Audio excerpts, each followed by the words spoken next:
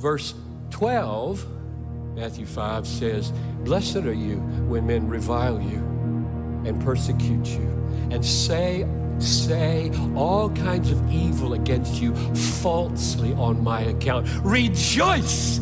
That's exactly what's happened in this text. So Jesus said, rejoice in that day, for great is your reward in heaven. That's Hebrews 10:34 in the mouth of Jesus 30, 40 years earlier. So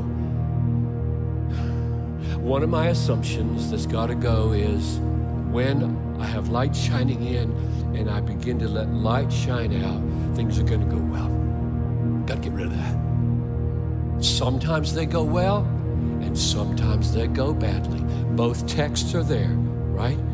They will see your good works, and they'll give glory to your Father. Many people are moved by the good works of Christians. Amen? Let it be. And many people hate the good works of Christians because of its roots and its branches and all of its implications for their lives. So the answer, what happens in the early church in Hebrews when you get enlightened, that is when you get saved, is that suffering often comes. If they call the master of the house Beelzebul, that's a name for the devil, Jesus said, how much more will they malign those of his house?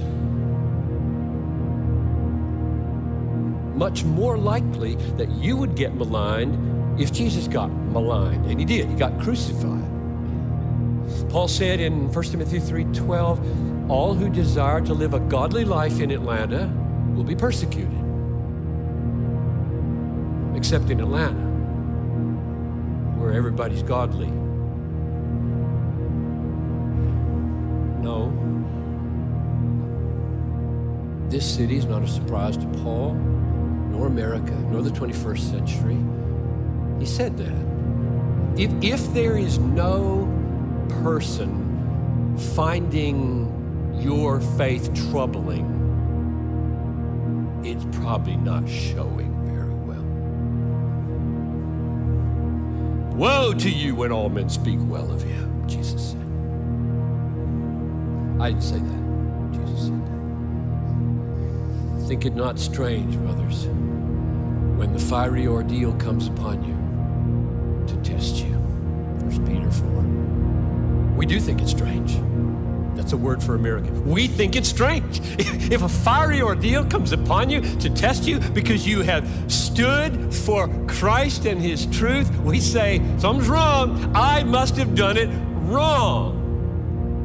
And the Bible is trying to help us wake up from this distortion and say, not necessarily. I mean, you might have been a jerk, but you also might have been faithful.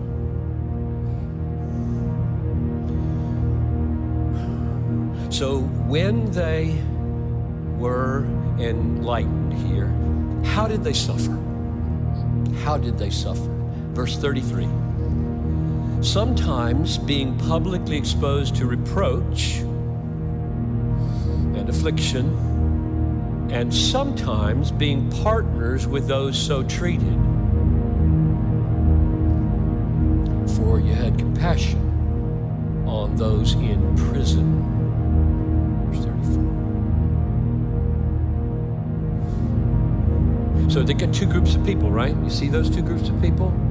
Some, because of their words or deeds or attitudes, don't know what it was, they suffered reproach, they suffered affliction, and they went to jail. And then you have another group of people who watch that happen, and they have to decide, do we identify or not? Do we tell people, I'm one of them? Or just keep going. I'm not one of them. These folks, those are the two people. Sometimes being exposed to reproach and affliction, and sometimes being partners, sharers with those so treated. So you're in jail here, and you're identifying here. What happened to those who identified? Verse 34. You had compassion on those in prison, and accepted joyfully, you joyfully accepted the plundering of your property.